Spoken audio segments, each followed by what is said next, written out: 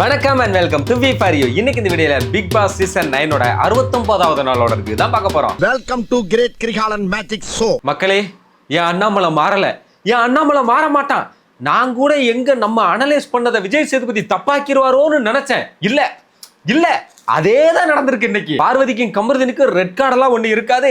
அவங்களுக்கு தண்டனை கொடுத்ததுக்காக அமித் தான் ரோஸ்ட் பண்ணுவாருன்னு நான் சொன்னதுதான் அப்படியே நடந்திருக்கு. ரொம்ப ஒரு ஸ்மார்ட்டான ஒரு மூவ் பண்ணி அவங்க ரெண்டு பேரையும் பக்காவா சேவ் பண்ணியிருக்காப்ல.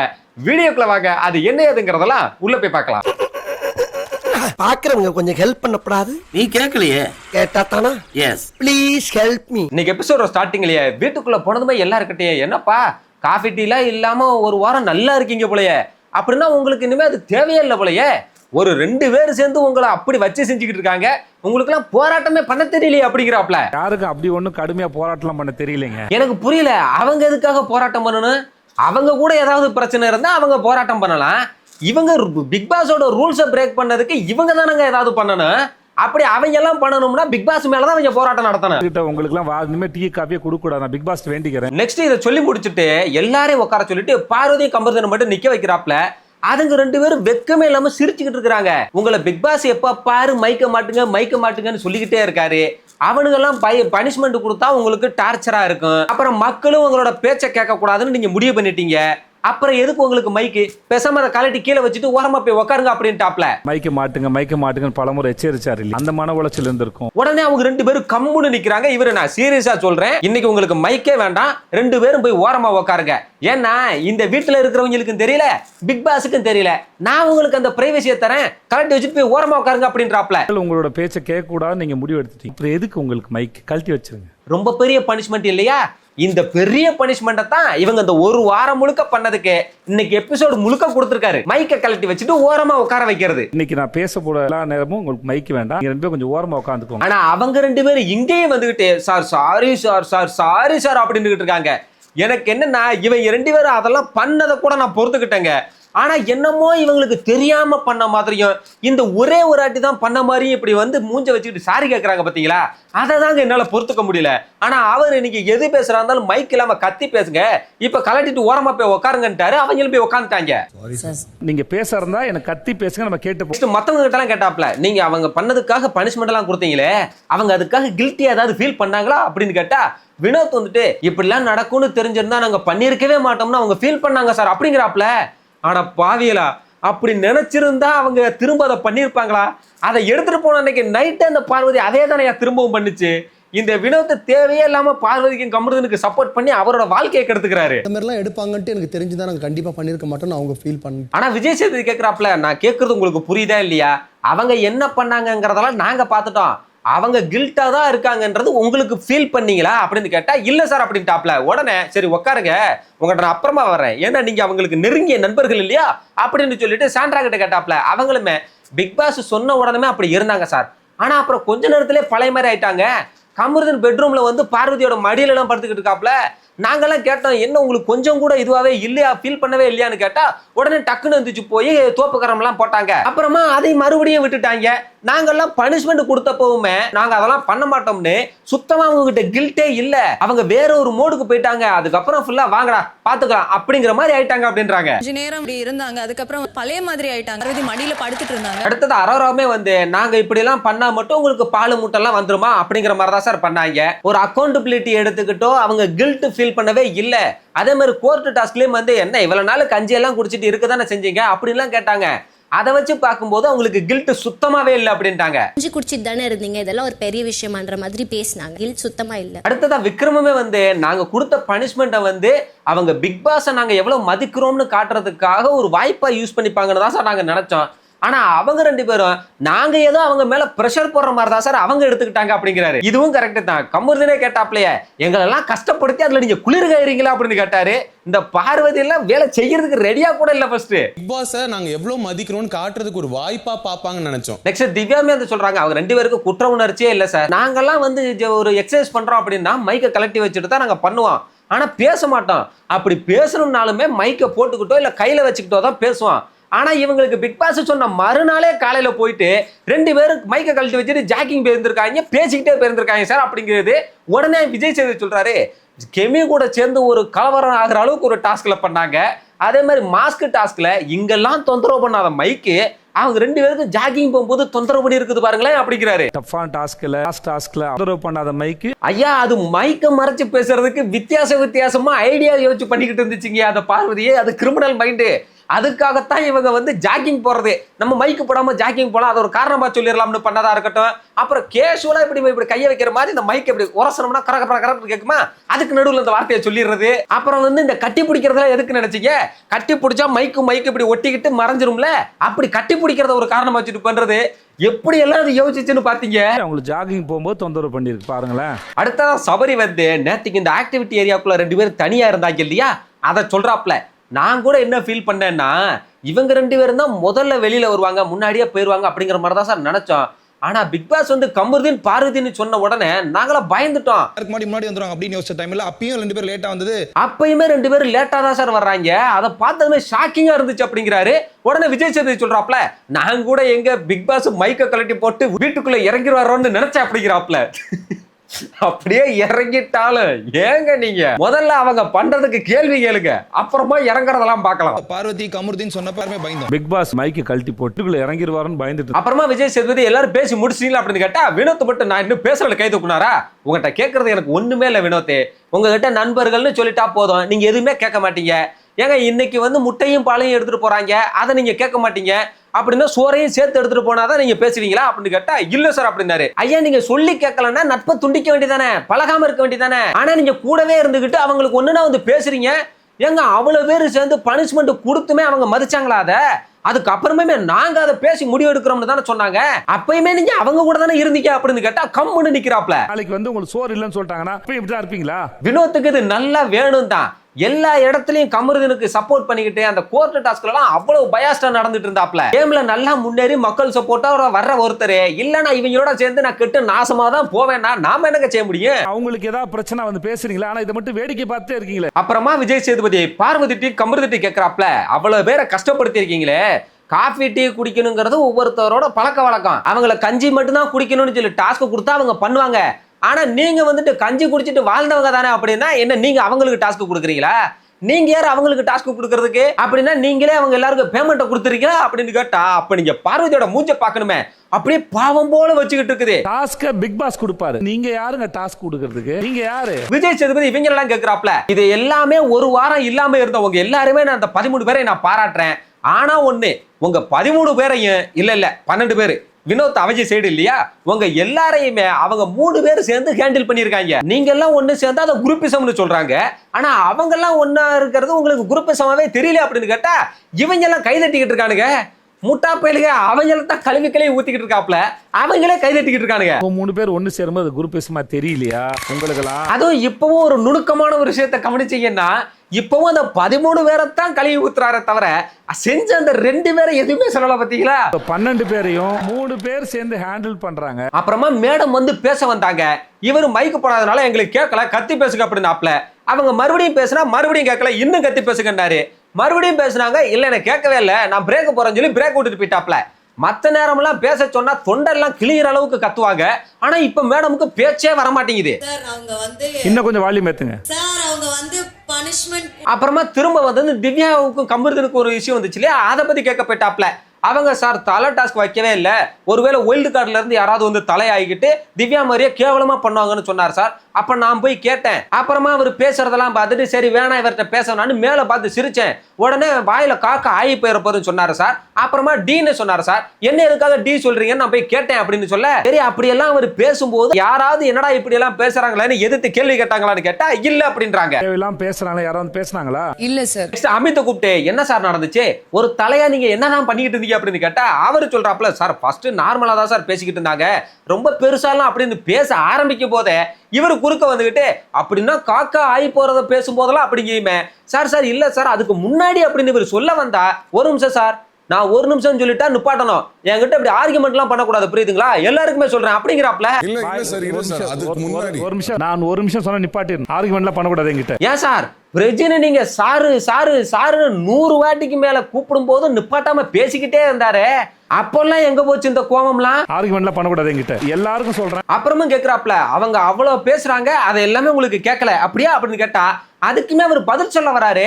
அப்பயுமே அவரை சொல்ல விடாம, சார் உங்களுக்கு பாதிச்சாதான் நீங்க கேட்பீங்களா, ஏன் அடுத்தவங்களுக்கு நடந்தா நீங்க கேட்க மாட்டீங்களா அப்படிங்கிறாப்ல. உட்கார்ந்து சொல்லிட்டே இருந்தேன் சார் அவர்களோட சத்தமா பேசினா தானே சார். ஏங்க இவரே தான் பேசுவாரு அப்படின்னா அப்புறம் எதுக்குங்க கேள்வி கேட்கிறாரு? அதுவும் அடுத்து இவரே சொல்றாப்ல, அவங்க பேச்சு அங்க எல்லை மீறி போகுது இல்ல, அங்கேயுமே அமைதியா தானே இருந்தீங்க, சரி ரைட் ஓகே, அப்ப இங்கேயும் அமைதியாவே உட்காருங்க அப்படிங்கிறாப்ல. அது எல்லை மீறி போதேங்க, இதே போலதாங்க அமைதியா இருந்தீங்க, உட்காரு. எங்க எல்லை மீறி போகுது அப்படின்னா ஒன்னு ரெட் கார்டு கொடுக்கணும், இல்ல அட்லீஸ்ட் எல்லோ கார்டாவது கொடுக்கணும். 11 வாரம் ஆகியும் ஒரு தடவை கூட அதை செய்யவே இல்லை. அதுவும் அவர் ஒரு சக போட்டியாளர் தானே, அவங்க பேசினா பேசி அவங்க பேரை கெடுத்துக்கிட்டு வெளியே போட்டோம்னு அவர் நினைக்கிறாம்ல. ஒரு ஹோஸ்டா இவரே கேட்காதப்போ அவர் எதுக்குங்க கேட்கணும்? அப்ப அந்த குழந்தை மாதிரி தெரியற அந்த பொண்ணுக்கு இது நடந்தாலும் இப்படிதான் வேடிக்கை பாப்பீங்களா? அடுத்ததா சாண்ட்ரா கிட்ட கேட்கிறாப்ல, நீங்களும் அங்கதானமா இருந்தீங்க, இதே இது சாண்ட்ராவோட இடத்துல திவ்யாவும் திவ்யாவோட இடத்துல சாண்ட்ராவும் இருந்தா நீங்க என்ன எதிர்பார்த்திருப்பீங்க? என்னடா இது இவ்வளவு நாளா பழகி இருக்கோம், என்னதான் இருந்தாலும் நமக்கு இப்படி ஒண்ணு நடக்குதே, இப்படி கேட்க மாட்டாங்களேன்னு நீங்க எதிர்பார்த்திருக்க மாட்டீங்களா அப்படின்னு கேட்டா, ஆமா சார் அப்படின்னு பாவம் போல மூஞ்சி வச்சுக்கிட்டு சொல்றாங்க. இந்த வீக்கெண்ட் ஆனா மட்டும் சாண்ட்ராவுக்கு இந்த மூஞ்சி எங்க இருந்துதான் வரும்னு தெரியல. ஆனா விஜய் சேதுபதி கேட்கிறாப்ல, அப்படின்னா சாண்ட்ரா எதுக்குமா அதை திவ்யாவுக்கு கொடுக்கல அப்படின்னு கேட்டா தப்புதான் சார் அப்படின்றாங்க மூஞ்ச வச்சுக்கிட்டு. திவ்யா இடத்துல சாண்ட்ரா, சாண்ட்ரா இடத்துல திவ்யா, அப்ப உங்க கண்ணுக்கு திவ்யா எப்படி தெரிவாங்க? அடுத்ததா வினோத் கிட்ட கேட்டாப்ல, அவருமே சார் நான் அவங்ககிட்ட வந்து இப்படி எல்லாம் பேசுனது தப்புடா அப்படிங்கிற மாதிரி நான் சொல்லிட்டு தான் சார் இருந்தேன், அப்புறமா உள்ள கூட்டிட்டு போயிட்டு அவனை திட்டி வா வந்து மன்னிப்புக்கணும்னு நான் கூட்டிட்டு தான் சார் வந்தேன் அப்படின்னு சொன்னா, ஓ அப்படியா அப்படிங்கிற மாதிரியே நின்னுக்கிட்டு நீ பேசுறதை கேட்டு நான் கண் கலங்கிட்டு அப்படிங்கிற மாதிரி மார்க் பண்றாருங்க. சீரியஸ்லி இது மார்க்கிங் தாங்க. வினோத் கேட்டாரா இல்லையான்னு கேட்டீங்கன்னா ஆமா அவர் கேட்டாரு, அவரு தான் மன்னிப்பு கேட்க சொல்லி கூட்டிக்கிட்டு வந்தாரு. ஆனா என்ன ஒண்ணு, நட்பை பிரியாம அதே கூடவே இருந்தாப்ல. ஆனா நீ உன் நட்பை துண்டிக்கல, அதனால நீ தப்பு தான் பண்ணனு அவரை போட்டு அடிக்கிறதுக்கு பதிலா நேரடியா செஞ்சவரையா கூப்பிட்டு கேட்ட வேண்டியதானே, இல்லைன்னா அவங்கள தண்டிக்க வேண்டியதானே. அப்புறம் மன்னிப்பு கேட்க கூட கூப்பிட்டு வந்தேன். அதாவது விஜய் சேதுபதி என்ன சொல்றாருன்னா, உங்க ஃப்ரெண்டு உங்களை வச்சுக்கிட்டே தான் எல்லா வேலையும் செய்யறாரு, ஏன்னா நீங்க கேட்க மாட்டீங்கன்னு அவருக்கு ஒரு நம்பிக்கை. உங்களோட பேச்ச கேட்கலனாலோ இல்ல உங்களை மதிக்கலனாலோ நீங்க கூடவே இதான் இருப்பீங்கன்னு அவருக்கு தெரியுது. அவர் உங்களை வச்சு நல்லா விளையாடுறாரு, அவங்க பண்றதுல உங்களோட இமேஜ் தாங்க டேமேஜ் ஆகுது. அப்படி டேமேஜ் ஆகுறத பத்தி அவங்களுக்கு அக்கறையே இல்ல அப்படிங்கிறாப்ல. எனக்கு புரியல, அப்படின்னா பாதிக்கப்பட்ட ஒருத்தன் எப்படி பேசணும்? செஞ்சவனை விட்டுட்டு இப்படி பாதிக்கப்பட்டவனை போட்டு இப்படி செஞ்சுக்கிட்டு இருக்காரு. பண்ற செயலால அவரோட இமேஜ் டேமேஜ் ஆகுதுன்னு கூட உங்களுக்கு தெரியல. அடுத்ததா இவர் கோர்ட்ல யாரையுமே பேச விடாம இவரோட கேஸ்ல பண்ணாரு இல்லையா, அதையெல்லாம் கூப்பிட்டு கேட்கிறாப்ல, உங்களுக்கு ஒண்ணுனா மட்டும் யாரையாவது பேச விடுறீங்களா? இவர் யாரையாச்சும் பேச விட்டாரா? யாரெல்லாம் பேச விடல எல்லாரும் கையை தூக்குங்கன்னு சொல்லி ஓட்டெடுப்புலாம் நடத்துறாப்ல. அதையெல்லாம் பார்க்கும் போது எல்லாரையும் நல்லா கேளுங்க, ஆனா பார்வதி கமருதீனை மட்டும் எதுவும் கேட்றாதீங்க அப்படிங்கிற மாதிரி தான் இருந்தது. பேச விட்டீங்களா கோர்ட்ல? மத்தவங்கள பேச விட்டீங்களா? எத்தனை பேரை பேச விடல அவரு? நெக்ஸ்ட் இவங்க பேசிக்கிட்டு இருக்கும்போது கமருதீன் வந்து நான் விளக்கம் கொடுக்கணுங்கிற மாதிரி வந்தாரா, நீங்க பேசாதீங்க கமருதீன், நீங்க பேசுறத நாங்க கேட்க கூடாதுன்னு தானே முடிவெடுத்தீங்க, இப்ப மட்டும் அதுக்கு பேச வரீங்க? நீங்க உண்மையிலேயே மனசார வருத்தப்பட்டீங்க, நீங்க பாவம்னு நினைச்சிருந்தீங்கன்னா இது இங்க வரைக்கும் வந்திருக்காதங்க. ஏங்க போன வாரம் தானங்க உங்களை அவ்வளவு பாராட்டினேன், நீங்க நல்லா மாறிட்டீங்க அப்படின்னு நான் ரொம்ப சந்தோஷப்பட்டேங்க. ஆனா அதுக்குள்ள வந்து அரோராவை வம்பு கிழக்குறீங்க, அவங்கள வம்பு கிழக்குறீங்க, ஆளாளுக்கு இழுக்கிறீங்கன்னு கத்துறாரு. போன வாரம் தான் உங்களை பாராட்டிட்டு போனேன், நல்லா விளையாடுறீங்க கம்புறுதுன்னு, எப்படிங்க அது? அதுவும் அடுத்து ஒண்ணு சொல்றாப்ல, ஏங்க எனக்கு என்னங்க, நான் இந்த வாரம் என் வேலையை முடிச்சுட்டு நான் கிளம்பிடுவேன், இவங்களும் ஆளாளுக்கு அவங்க வேலையை பார்த்துட்டு போயிருவாங்க, நீங்க தான் உங்களோட மதிப்பை இழக்கிறீங்க, உங்களை நேசிக்கிறவங்க இருந்து நீங்க தள்ளி போறீங்க. என்கிட்டயே வந்து எத்தனை பேர் கமருதீனை எனக்கு பிடிக்கும்னு சொன்னவங்க இருக்காங்க தெரியுமா அப்படிங்கிறாப்ல. எனக்கு கமருதீனை பிடிக்கும்னு சொன்னவங்க எத்தனை பேர் இருக்காங்க தெரியுமா என்கிட்ட? இப்ப இங்க என்ன நடந்துட்டு இருக்குது? அவங்கள கண்டிக்கிறாரா இல்ல பாராட்டுறாரா? இத பார்த்தா அவங்கள கண்டிக்கிற மாதிரியே தெரியலையே, ஏதோ மோட்டிவேட் பண்ற மாதிரிலாம் இருக்கு. பாரா நீ எவ்வளவு நல்ல பையன், எவ்வளவு பாராட்டலாம் இருக்கு, நீ போய் இப்படி பண்ணிட்டு கேட்கற மாதிரிலாம் இருக்கு. அவ்வளவு பண்ணவங்களுக்கு இதைத்தான் செய்வாரு போல் இருக்கு. அது சரி, இது எதிர்பார்த்தது தானே. எனக்கு என்னங்க, நான் இந்த வாரம் முடிச்சு போயிருவேன், உங்களுக்கான மதிப்பை இழக்கிறீங்க. நெக்ஸ்ட் விஜய் சேதுபதி பிரேக் விட்டு போனதுமே இங்க திவ்யாவோட விஷயம்ல யாரெல்லாம் கேட்டாங்க யாரெல்லாம் கேட்கல அப்படிங்கிறதுக்கு இங்க ஒரு சண்டையா போய்கிட்டு இருக்கு. அரோரா வந்து நான் அங்கே இல்லவே இல்லை, அப்புறமா நான் வந்து கேட்டேன், அதுவும் அவனுக்கும் எனக்கு இந்த வாரம் தான் சண்டையா இருக்கு, அப்புறம் எப்படி நான் வந்து கேட்கறது அப்படிங்கிறாங்க. அமித் வந்துட்டு நான் கேட்டேங்க, அது ரிஜிஸ்டர் ஆகல, அதுக்கு நான் என்னங்க பண்ணல அப்படின்னு சொன்னா அவ்வளவுதான். திவ்யா வந்துட்டாங்க, ஏங்க அங்கட பக்கத்துல இருந்த எனக்கே கேட்கல, அப்புறம் எப்படிங்க நீங்க கேட்டேன்னு சொல்லுவீங்க அப்படின்னு. இதுக்கு நடுவுல அரோரா கமருதீனை பத்தி பேசணும்னால கமருதீன் எந்திரிச்சு வர்றாப்ல. அதுவும் அவர் மைக்க போடக்கூடாதுன்னு சொல்லி இருந்து மைக் எடுத்துட்டு வந்து அவர் பாட்டுக்கு பேசுறாரு. ஏங்க மைக்க போடக்கூடாதுன்னு சொன்னாலும் காதுலயே வாங்கல, அவர் பாட்டுக்கு பேசிக்கிட்டு இருக்காரு. நெக்ஸ்ட் இவங்க பேசிக்கிட்டு இருக்கும்போது நடுவுல விஜய் சேதுபதி வந்துட்டாப்ல. வந்ததுமே மைக்க போட சொன்னப்பெல்லாம் போடல, இப்ப கலட்டி வைங்கன்னு சொன்னதுக்கு அப்புறமா மைக்க போட்டுட்டு பேசிக்கிட்டு இருக்கீங்க. அப்படின்னா எனக்கு சொல்ல தெரியாதா போகும்போதே மைக்க போட்டுக்கங்க அப்படின்னு? நல்லா தெளிவா மைக்க போட்டுக்கிட்டு அவர் பேச வேண்டியது பதிவு பண்ண வேண்டியதெல்லாம் பதிவு பண்ணிட்டு ஒரு 4 பேர் மேல வந்து பழிய போட்டாச்சு இல்ல அப்படின்னு கேட்டா உடனே கமருதீன் வந்து விளக்கம் கொடுக்க வந்தாரா? கேட்கல, நல்லா கத்தி பேசுங்க அப்படின்னு சொன்னா மறுபடியும் அவர் அதே மாதிரி பேசினாரு. இல்ல கேட்கல, இன்னும் சத்தமா பேசுங்கண்ணா. உடனே கமருதீன் வந்துட்டு அப்படின்னா இதுக்கு மேல என்னால பேச முடியாது அப்படிங்கிறாப்ல. உடனே இவரு சரி உட்காருங்கன்றாரு. இன்னும் கத்தி பேசுங்க சார். ஏங்க இதுவே வேற யாராச்சும் சொல்லியிருந்தா எது பேச முடியாதான்னு எப்படி பண்ணியிருந்திருப்பாரு? ஏன் கொஞ்சம் முன்னாடி அமித் கிட்ட 1 நிமிஷம்னு சொல்லியும் பேசிட்டாருன்னு எப்படி எல்லாம் பேசினாப்ல. ஆனா இங்க ஒருத்தர் திமிரா கேட்கலன்னா இதுக்கு மேல எல்லாம் பேச முடியாதுன்னு அவ்வளவு ரூடா பேசுறாப்ல. உட்காருங்கன்னு சொல்றாரு. சிறப்பு. உட்காருங்க. நெக்ஸ்ட் ஓகே, இதுக்கப்புறமாவது நம்ம பார்வதி கமருதீன் இந்த வாரம் முழுக்க பண்ணதை பத்தி ஏதாவது கேட்பாருன்னு பார்த்தா அமித் தலையா எப்படி பண்ணிட்டு இருந்தாரு கேட்க ஆரம்பிச்சாரு.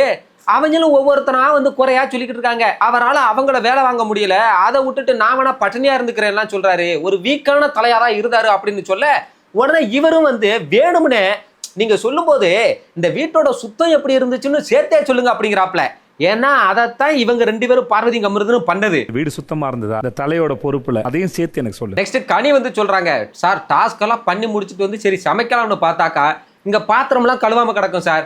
என்னடா இப்படி இருக்குன்னு தலையை கூப்பிட்டு வச்சு தலை இந்த மாதிரி கழுவாம இருக்கு, இந்த கரண்டியை மட்டும் கொஞ்சம் கழுவி தர சொல்லுங்க அப்படின்னு சொன்னா ஐயோ என்னங்க இது இப்பதாங்க வந்து உக்காந்துருக்காரு கமருதீன், எப்படிங்க நான் போய் சொல்றது, நீங்களே கொஞ்சம் கழுவிக்கங்கன்னு சொல்றாரு சார் அப்படின்னு சொல்ல உடனே விஜய் சேதுபதி அதாவது இந்த வீட்டுல நம்ம சூப்பர் டீலக்ஸை எடுத்துட்டோம், ஆனா அமித் பார்வதிக்கும் கமருதீனுக்கு மட்டும் தனியா கொடுத்துருக்காரு போல அப்படிங்கிறாப்ல. கமருதீனுக்கு பாருக்கு மட்டும் தனியா அந்த அறையை கொடுத்துருக்காரு இல்லையா? அதுவும் கமருதீன் வந்து இப்பதான் உட்கார்ந்து இருக்கிறாருன்னா மனுஷன் ஃபீல் பண்ணி இருக்காருன்னா அப்ப கிச்சன்ல வேலை செய்கிறவங்களை பத்தி அவர் கவலையப்படலன்னு தானே அர்த்தம். இப்பதான் போய் உட்கார்ந்துருக்காரு கமருதீன், நான் எனக்கு எப்படி சொல்றது, நீங்களே கழுவிக்கோங்க. அப்புறமா பார்வதி வந்து அதுக்கு விளக்கம் கொடுக்குறாங்க. சார் எல்லாருமே நாங்க வேலை செய்யலன்னு சொல்றாங்க சார். நிஜமாவே நாங்க எல்லா வேலையும் செஞ்சோம் சார். ஆனா இந்த ஹவுஸ்மேட்ஸோட கண்ணுல படுற மாதிரி செஞ்சோமா இல்ல கேமரா பாக்குற மாதிரி செஞ்சோமான்னா அதெல்லாம் இல்ல சார். நாங்க பண்ணது தப்புங்கிறதுக்காக ஒரு 30-50 பாத்திரம் இருக்கும் சார், அதை மாத்தி மாத்தி நாங்க கழுவுனோம் சார் அப்படின்றாங்க. என்னங்கடா இது, ஹவுஸ்மேட்ஸோட கண்ணுல படாத மாதிரி கூட ஒரு வேலையை பண்ணிடலாம், ஆனா கேமராவுக்கே தெரியாம பார்வதியால மட்டும் எப்படிங்க ஒரு வேலையை செய்ய முடிஞ்சது?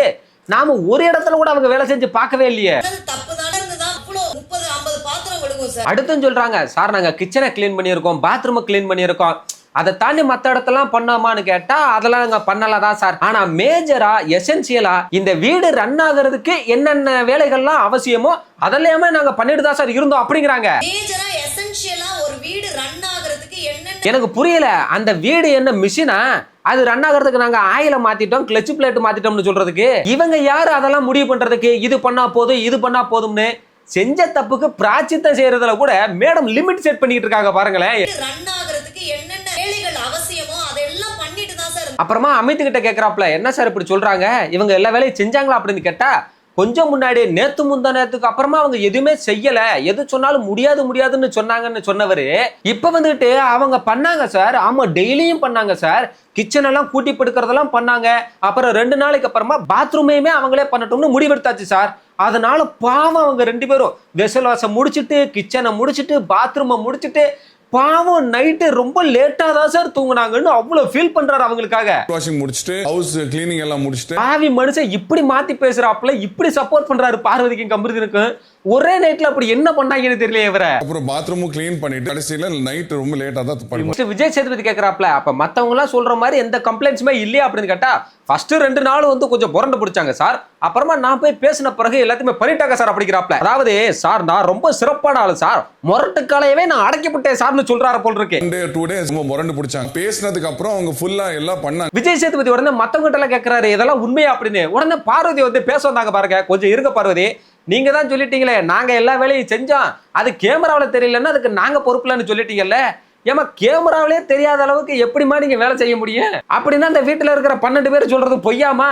ஏன் மக்களே 12 பேர் சொல்றது பொய்யா அப்படின்னு கேட்டா அவங்க எல்லாம் உண்மைதான் அப்படின்றாங்க. அப்படின்னா அமித் சொல்ற கம்ப்ளைண்ட்ஸ் எல்லாம் இல்லன்னு சொல்றாங்க. அப்ப அமித்துக்கு மட்டும் ஸ்பெஷலா அவங்க என்ன வேலை பார்த்தாங்களா அப்படின்னு கேக்குறாரு. கேமரால தெரியலன்னா அது நாங்க பொறுப்பு இல்ல, கேமரால தெரியாம நீங்க போய்மா வேலை பார்க்க போறீங்க? அதாங்க எனக்கும் புரியல.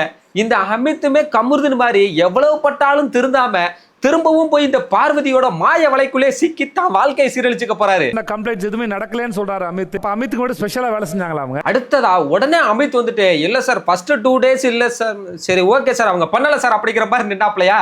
உடனே விஜய் சேதுபதி கேட்கிறாரு, சார் அவங்க பண்ணாததுனால வந்ததெல்லாம் யார் சார் அனுபவிச்சது, அவங்க பனிஷ்மெண்ட்டும் பண்ணாததுனால வந்ததையும் மறுபடியும் யார் அனுபவிச்சது அப்படின்னு கேட்டா எல்லாரும் ஹவுஸ்மேட்ஸ் தான் அப்படின்றாங்க. கூடவே சேர்ந்த அமித்தும் சொன்னாரா, நீங்க சொல்லாதீங்க அமித், நீங்க அதை அனுபவிக்கல, அப்படி அனுபவிச்சிருந்தா தான் நீங்க சொல்லியிருப்பீங்களா அப்படின்னா உடனே ரம்யா வந்து சொல்றாங்க, சார் பார்வதி சொல்ற மாதிரி இங்க 50 பாத்திரம்லாம் ஒண்ணும் கிடையாது, இருக்கிறதே ஒரு 25 பாத்திரம் தான் அப்படின்னா உடனே பார்வதி வந்து ஒரு விளக்கம் கொடுக்குறாங்க, சார் ஒவ்வொரு வேலையும் விழுகும்ல சார், நான் மொத்தமா தான் சார் சொன்னேன், நான் ஸ்பூனு கரண்டின்னு தனித்தனி எல்லாம் கவுண்ட் பண்ணி எல்லாம் சொல்லல சார் அப்படின்றாங்க. வீட்ல இருக்கிறதே ஒரு 25 பாத்திரம் தான் சார். சார் ஒவ்வொரு வேலையும் விழுகும்ல சார். அதாவது மேடம் காலை மாலைன்னு அந்த வேலையை சொல்றாங்க, சேர்த்து மொத்தமா சொல்றாங்களாமா. அப்படின்னா வீட்டுல இருக்கிற மத்தவங்களும் வாரம் ஃபுல்லா பண்ணதை சேர்த்து 500 பாத்திரம் கழுவுன்னு சொல்லலாமா? இவங்களுக்கு வேணும், இவங்களுக்கு சாதகமான இல்லாத லாஜிக் எல்லாம் தூக்கிட்டு வருவாங்க, வித்தியாசமா பேசுவாங்க.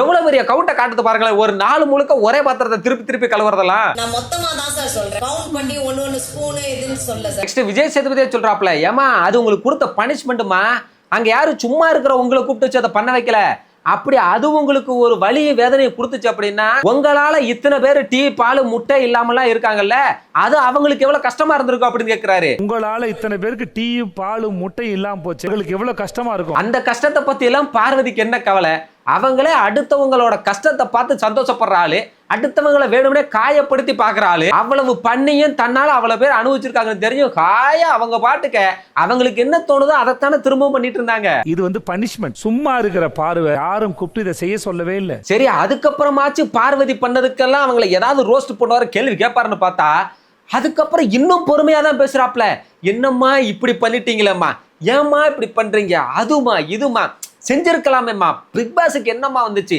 அவர் திரும்ப கொடுத்துருப்பாரேம்மா அப்படின்னு பார்வதியை இடுப்புல தூக்கி வச்சுக்கிட்டு நிலா சோறு மட்டும்தான் ஊட்டல, அது மட்டும்தான் குறை, மத்தபடி அவ்வளவு பொறுமையா எடுத்து சொல்லிக்கிட்டு இருக்காப்ல, நீங்க தப்பு பண்ணிட்டீங்களேம்மா, ஏமா இப்படி பண்ணீங்க சே அப்படிங்கிற மாதிரி பேசிட்டு இருக்காரு. பிக் பாஸ்க்கு என்னமா பிக் பாஸ்க்கு பெருசா உடனே கொடுத்துருக்கு போற, அவருக்கு என்ன இருக்க போகுது. இதுவே மத்தவங்களா இருக்கட்டும், உங்களுக்கு வேலை செய்யறதுக்கே பக்கு இல்ல, உங்கள்ட்ட பேசுறதுக்கு எனக்கு விருப்பம் இல்லைன்னு பேசுவாரு, என்ன உங்களுக்கு பிடிக்கலன்னா வீட்டை விட்டு வெளியே போறீங்களான்னு கேட்பாரு, கெட்ட வார்த்தை பேசலன்னா அதுல என்ன உங்களுக்கு பெருமையானலாம் கேட்பாரு. ஏன் அதே பார்வதி நேத்திக்கு பேசினாங்கல்ல, என்னால வார்த்தையை கண்ட்ரோல் பண்ண முடியல பிக் பாஸ், இங்க என்னால வந்து எமோஷனை கண்ட்ரோல் பண்ண முடியலன்னு எஃப்ஜேவை கெட்ட வார்த்தை எல்லாம் போட்டு திட்டினாங்கல்ல, அதையும் கேட்கவே இல்ல அப்படி உங்களால கண்ட்ரோல் பண்ண முடியலன்னா நீங்க வீட்டுக்கு போங்கன்னு சொல்லியிருக்க வேண்டியதானே. இத்தனை நாளா இருக்கிறீங்களே, உங்களுக்கு தெரிய வேண்டாமா? அது பேர் சொல்றாங்க, நான் இதை எதிர்பார்த்ததாங்க, இவர் இப்படிதான் பண்ணுவாரு அப்படின்னு. உங்களுக்கு வேணும்னா இது சர்ப்ரைஸா இருக்கலாம், Vijay Sethupathi never surprise me. ஆண்டாண்டு காலம் அழுது புரண்டாலும் ஆண்டோர் திரும்புவதில்லை என்ற மாதிரி இருக்கு.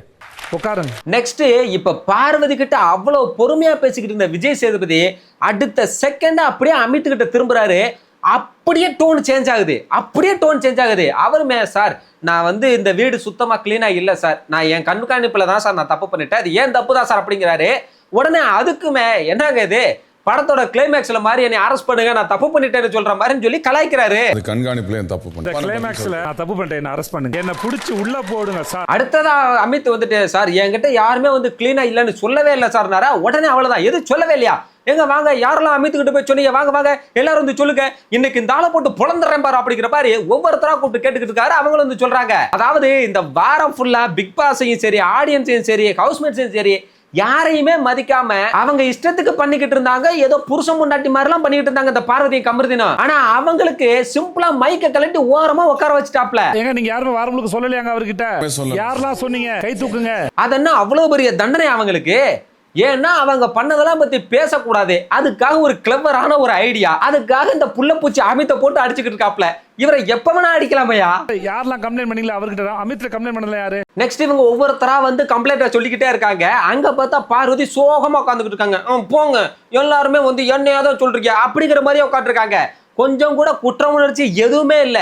இங்க எல்லாரும் சொல்லி முடிச்சதும் பாத்துக்கங்க, இவ்வளவு பேர் சொல்லியுமே நீங்க கேட்கவே இல்ல, நீங்க பயாஸ்டா தான் இருந்திருக்கீங்க அமித். அவங்களுக்கு பனிஷ்மெண்ட் கொடுத்தா அவங்க ஏத்துக்க மாட்டாங்க, அதையும் அவங்க தான் முடிவெடுத்துட்டு அதை செய்யவும் மாட்டாங்க, அவங்களாம் நினைச்சாதான் அதை செய்வாங்க, கடைசியில என்னாச்சு பாதிப்பு உங்களுக்கு பனிஷ்மெண்ட் உங்களுக்கு அப்படிங்கிறாப்ல. ஒரு பனிஷ்மெண்ட் அதையும் அவங்க தான் முடிவு எடுக்கிறாங்க, ஒத்துக்கிட்டதையும் அவங்க பண்ண மாட்டாங்க. எனக்கு புரியல, இப்ப இதெல்லாம் யாருகிட்ட கேட்கணும், அவங்க 2 பேர்கிட்ட தானே கேட்கணும்.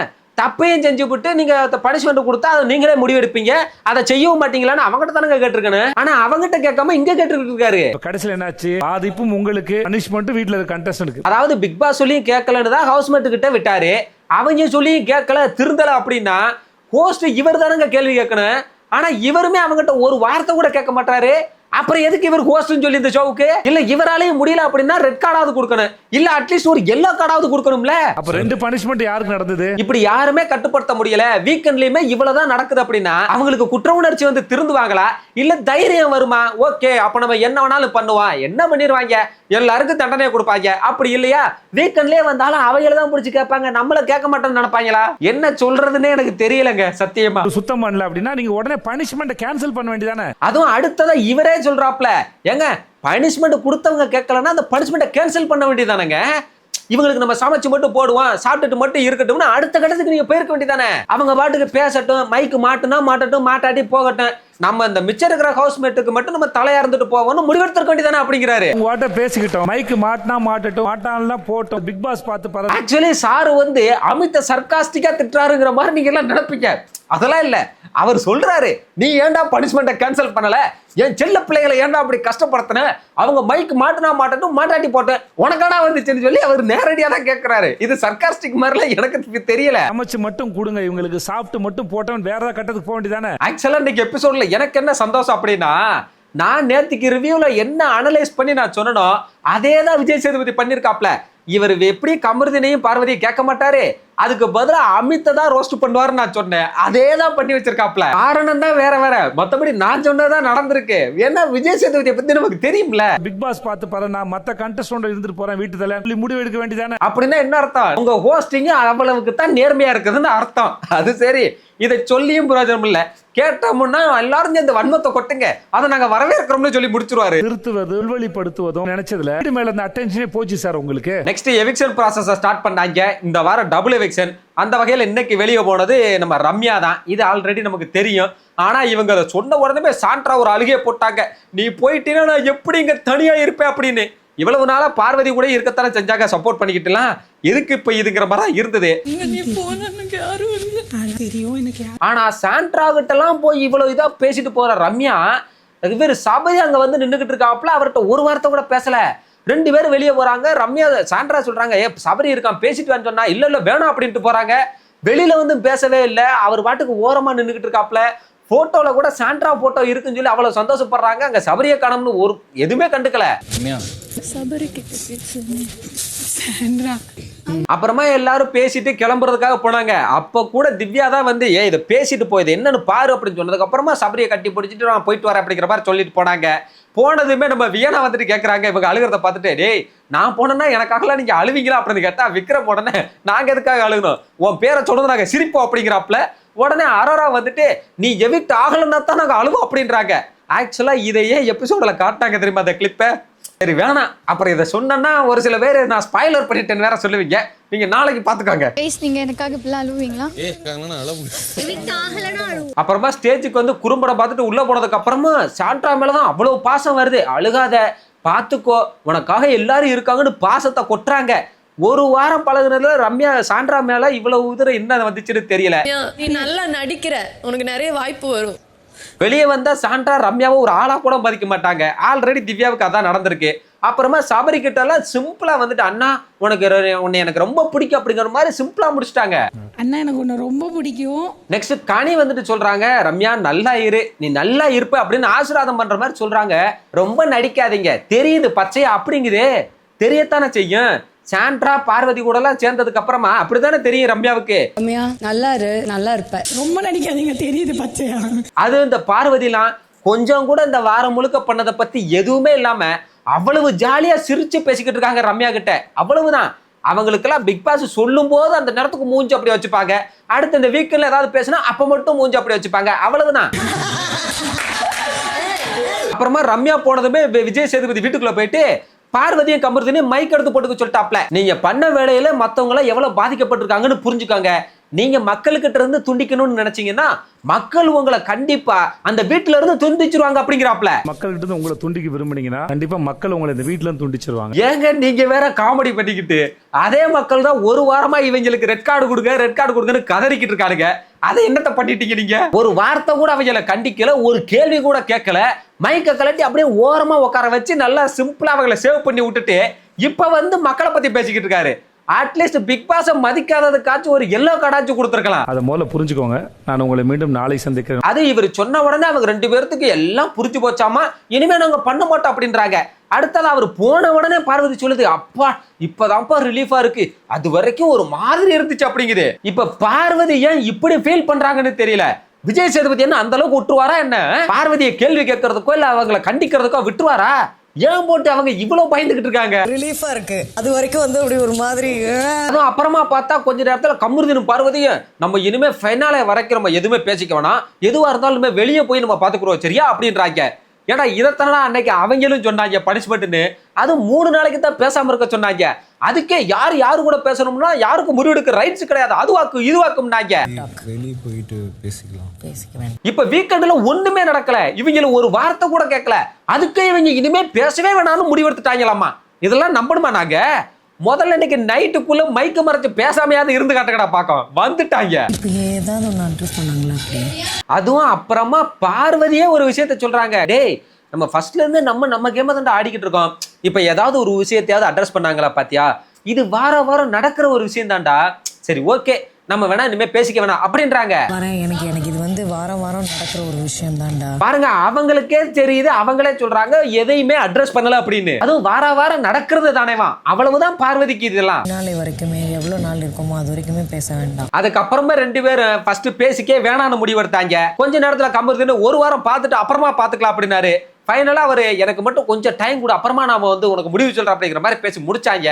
அவ்வளவுதாங்க இன்னைக்கு நடந்துச்சு. பத்தி பேசிக்க வேண்டாம், அந்த வாரம் எப்படி போகுது என்ன கேட்டா இவங்க திருந்துற ஆளே கிடையாது. திங்கக்கிழமையே காலையில உட்காந்து 2 பேரும் மைக்க மறைச்சிக்கிட்டு பேசதான் போறாங்க. நீங்க பாருங்க, பேச வேண்டாம் கடைசி வரைக்கும் பேச வேண்டாம். அவ்வளவுதான் மக்களே, இதோட இன்னைக்கு எபிசோட முடிஞ்சு போச்சு. இன்னைக்கு எபிசோட விஜய் சேதுபதி எந்த அளவுக்கு பண்ணாரு அப்படின்னு நீங்க நினைக்கிறீங்கன்றத மறக்காம கமெண்ட் செக்ஷன்ல சொல்லுங்க. இன்னைக்கு வீடியோ பிடிச்சிருந்தா வீடியோக்கு லைக் பண்ணுங்க, ஷேர் பண்ணுங்க, கமெண்ட் பண்ணுங்க. மறக்காம நம்ம சேனலுக்கு கொஞ்சம் சப்ஸ்கிரைப் பண்ணி சப்போர்ட் பண்ணி விடுங்க. நான் நாளைக்கு வந்து உங்களை மீட் பண்றேன். அது வரைக்கும் டாடா.